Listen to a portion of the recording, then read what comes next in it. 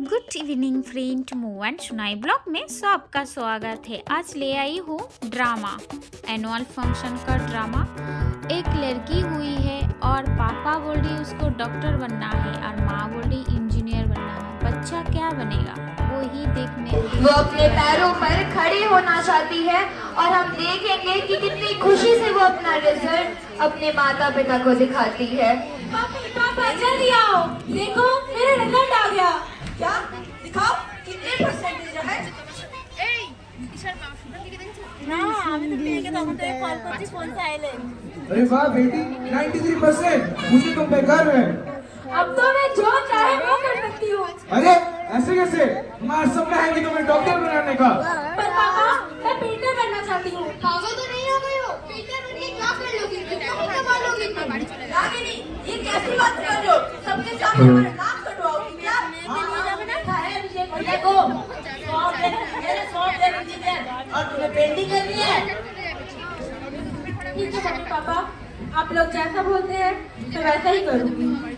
बेचारी रागिनी, बस अपने घर वालों के कहने पर उसे साइंस स्ट्रीम ही लेना पड़ा, जो उसने कभी सोचा भी नहीं था। तो क्या रागिनी अपने सपनों को पूरा कर पाएगी? आगे देखते हैं क्या होता है। देखो, ये देखो, मैं इधर क्लास में पढ़ा रही और ये बच्ची पेंटिंग बना रही है। Sorry ma'am. पेंटिंग छोड़ो, पढ़ाई पर ध्यान दो। एग्जाम सर पे, ये लो।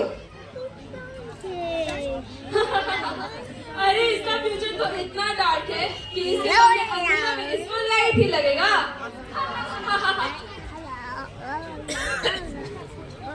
रागिनी घर पर बैठी है, पढ़ने की कोशिश कर रही है क्योंकि उसके एग्जाम्स आने वाले हैं। तो देखते हैं क्या रागिनी पढ़ पाएगी। क्या हो गया है? देखो अपने रिजल्ट्स।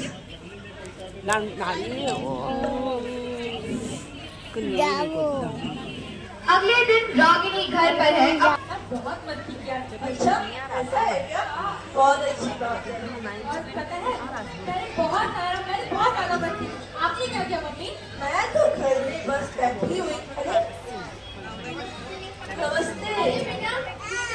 तुम्हारे मार्क्स एग्जाम कब हुआ कि मार्क्स आ गए? लगता है आपकी बेटी को पता है नहीं। हाँ, और मेरी बेटी की तो 98% आए और इनकी बेटी के 96। वो मम्मी रिजल्ट ना कल ही आया था, मैं आपको बताना भूल गई थी मम्मी। अरे ऐसे कैसे बोल रही? हमारी बेटी तो नहीं बोलती, जरूर कम मार्क्स आए। लो बताओ कितने मार्क्स आए? वो मम्मी मैंने ना बहुत ज्यादा पढ़ाई की थी, मैंने बहुत मेहनत की थी, पर वो मैं फेल हो गई। अगली बार से ऐसा नहीं होगा मम्मी। बेटा, पढ़ा तो हमारी बेटी ने भी था, वो तो फेल नहीं हुई। अरे वो कहते हैं ना, पढ़ना लिखना अच्छी बात है, पर टॉपर होने का ओवर कॉन्फिडेंस ये तो सही नहीं है। खैर छोड़िए बहन जी, अब हम चलते हैं, लेकिन आप अपनी बेटी पे जरा ध्यान दें और जरा सख्ती करें। रागिनी, तुमसे ये एक्सपेक्टेशन नहीं थी, सबके सामने हमारा नाक कटवा दिया। मम्मी मम्मी करो तो। काश मुझे बड़ा होने का एक और मौका मिलता। I don't think so. No, no, no, no. I don't think so. No, no, no, no. It's never, ever, ever, ever, ever. Ragini ने अपने पेरेंट्स के दबाव में साइंस स्ट्रीम ले तो लिया, लेकिन वो अच्छे अंक नहीं ला पाई। अपने माता पिता के खौफ से वो बातें छिपाने लगी थी। अगले दिन रागिनी स्कूल में।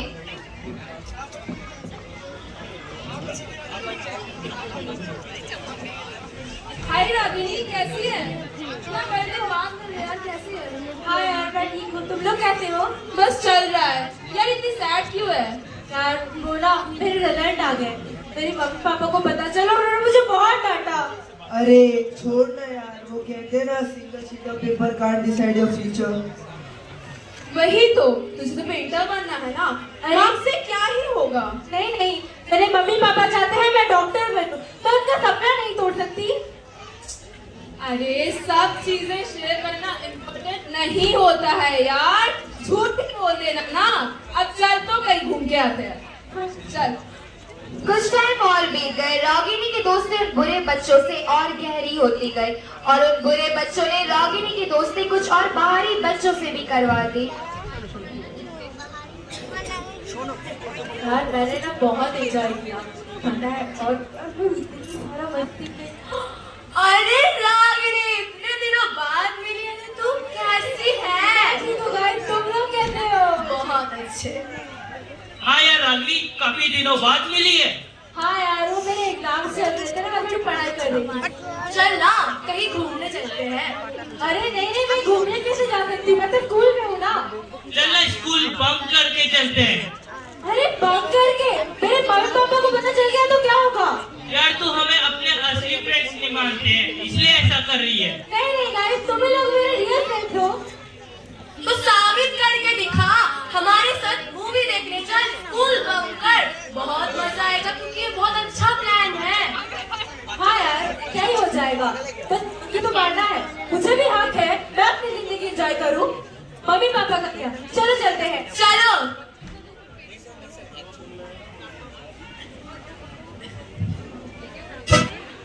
यार ये लोग क्या कर रहे हैं? यार रागनी ये लोग रील बना रहे हैं, चल तू भी बना। नहीं नहीं, मैं नहीं बना सकती, मेरे घर वालों को पता चल गया तो क्या होगा? तू कितनी फट्टू है यार, जस्ट रील तो बनाना है, इसमें इतना क्या है? पर मुझे बहुत डांटेंगे सब लोगों ने मेरी रील देखी तो क्या होगा? Listen, life is just once. Just keep it. Just chill करो, मजे करो, क्योंकि फिर बैठी है तभी उसका भाई आता है।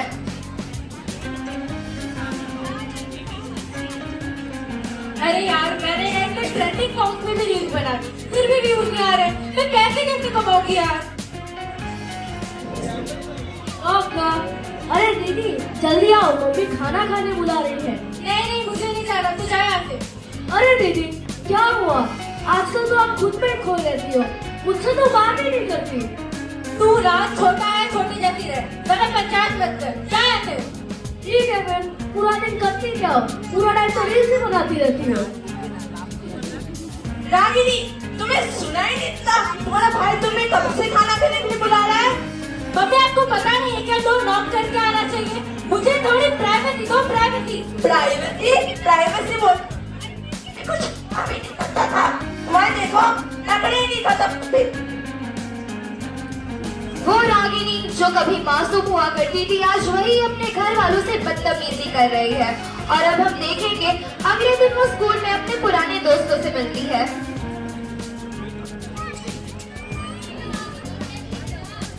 हाय गाइस, कैसे हो तुम लोग?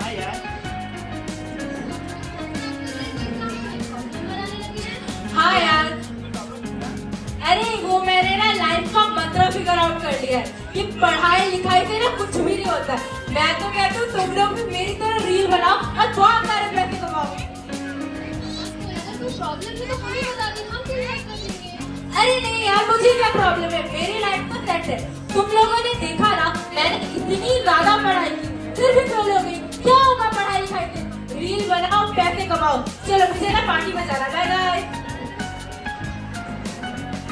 करण और पायल रागिनी को बहुत साल पहले से जानते थे, जो रागिनी की शुभचिंतक हुआ करते थे। उन्हें रागिनी की परिस्थिति समझ आ रही थी और उन्होंने रागिनी की परिस्थिति अपने एक टीचर को बोली।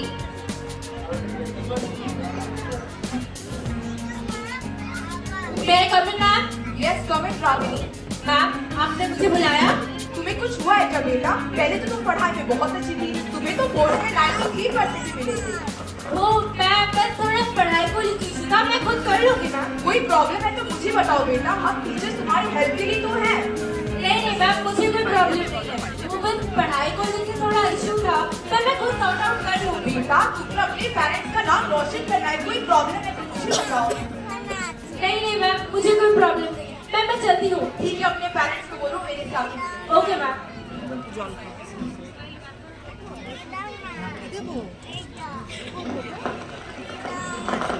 अरे आइए आइए, मिसेस एंड मिसेस मेहता जी, नमस्ते। नमस्ते। क्या आप लोगों को नहीं लगता कि रागिनी की डाउनफॉल का एक रीजन आप लोग हैं? मुझे तो लगता है कि आप लोग उसमें प्रेशर डालते हैं। प्रेशर? कैसा प्रेशर? हमने तो सिर्फ उसे साइंस स्ट्रीम लेने को कहा था, पर वो तो उसके फ्यूचर सिक्योर करने के लिए था ना। नहीं नहीं, ये सब रील्स और बेटी और वो सुधर जाए, मुझे लगता है कि आप लोगों की ही कोई गलती रह गई है जिसकी वजह से रागिनी की ये हालत हो चुकी है। नहीं, हमारे खानदान में तो हर कोई डॉक्टर और इंजीनियर है। पता नहीं ये रागिनी क्या करना चाहती है। और आजकल तो वो ऐसे लोगों के साथ घूम रही है। हमारे खानदान में तो ऐसे लोगों के साथ कोई बात भी नहीं करता है। उसको तो पेंटर बनना है। पेंटर बन के क्या ही कर लेगी, कितना ही कमा लेगी वो। देखिए, सारे बच्चे अलग होते हैं, सभी बच्चों में अलग अलग कौशलताएं होती है। क्या सफलता बस डॉक्टर और इंजीनियर बनने से ही मिलती है? सफलता तो हर क्षेत्र में मिल सकती है, बस बच्चे के पास उसे प्राप्त करने के लिए हौसला होना चाहिए, चाह होना चाहिए। सोच के देखिए, यदि हर कोई डॉक्टर या इंजीनियर बन जाए तो लेखक कौन बनेगा, तो कलाकार कौन बनेगा। समाज में संतुलन और विविधता बनाए रखना भी तो जरूरी है। और रागिनी, वो तो एक क्रिएटिव बच्ची है, अगर वो पेंटर बनना चाहती है तो उसे पेंटर बनने दे। जी, मुझे मेरी गलती दिख रही है, मैं इसके ऊपर विचार करूंगा। हम उसकी जरूर मदद करेंगे। मैं बहुत ही ज्यादा खुश हूँ कि आपको आपकी गलती समझ आ रही है। हुई है। शायद मैं सही कह रही थी, मेरी गलती है। मैं क्या कर रही हूँ ये? मैंने क्या किया खुद के साथ? मैं कैसे क्यों बन गई? मैं क्यों हूँ ऐसी? मैं क्यों हूँ?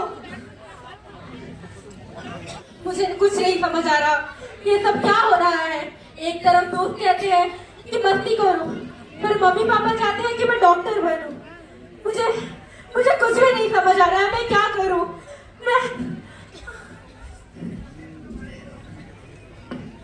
तुम मेरी बात सुनो रागिनी, तुम्हारी जिंदगी है, तुम्हारे सपने हैं, तुम अपने आप की सुनो, किसी और की नहीं। नहीं रागिनी, तुम्हारे पेरेंट्स को तुमसे बहुत उम्मीदें हैं। पहले अपने माँ पापा की सुनो और टीचर्स की। मम्मी पापा की सुनोगी तो अपने सपने कभी पूरे नहीं कर पाओगी। मम्मी पापा और टीचर्स तो हमेशा बोलते रहेंगे, तुम्हारे अपने सपने कभी पूरे नहीं करने देंगे। तुम्हारे पेरेंट्स इतना मेहनत करते हैं तुम्हें पढ़ाने के लिए, फीस भरते हैं मंथली। उनसे बात करो, मामला सुलझाओ। अब क्या ही सुलझेगा जब पेरेंट्स ने साइंस स्ट्रीम लेने के लिए इतना ही फोर्स किया है। मेरी सुनो, आगे चल के तरक्की करोगी, तरक्की। और मम्मी पापा का क्या?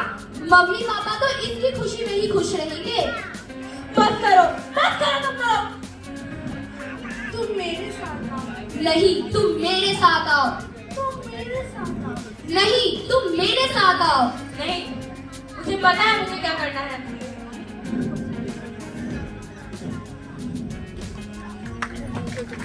अब तक हमने देखा रागिनी बहुत परेशान हो गई थी, खुद में ही उलझ गई थी, पर सही रास्ता ही चुना। अब हम देखेंगे रागिनी के माता पिता पिंडम से घर आते हैं। मैंने सही रास्ता तो चुन लिया, पर अब मैं मम्मी पापा को कैसे बताऊं, कैसे समझाऊं उन्हें? मैंने क्या किया ये? मैं क्या करूं अब? क्या बोलूं मम्मी पापा को? क्या कर दिया मैंने ये? मुझे कुछ भी नहीं समझ आ रहा है। मेरी सारी गलती मेरी ही है। मैं क्या करूं? क्या हुआ बेटी? मम्मी पापा, मुझे माफ कर दो। मुझे पता है सारी गलती मेरी है। I'm sorry। नहीं बेटा, नहीं, मुझे पता है मेरी गलती है। मुझे ठीक से पढ़ाई करनी चाहिए थी, ऐसे लोगों से दोस्ती नहीं करनी चाहिए थी। मुझे माफ कर दो, सारी गलती मेरी है।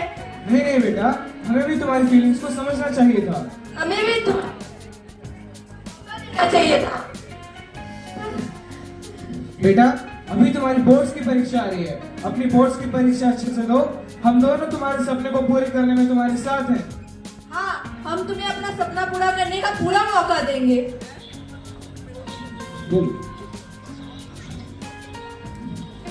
मम्मी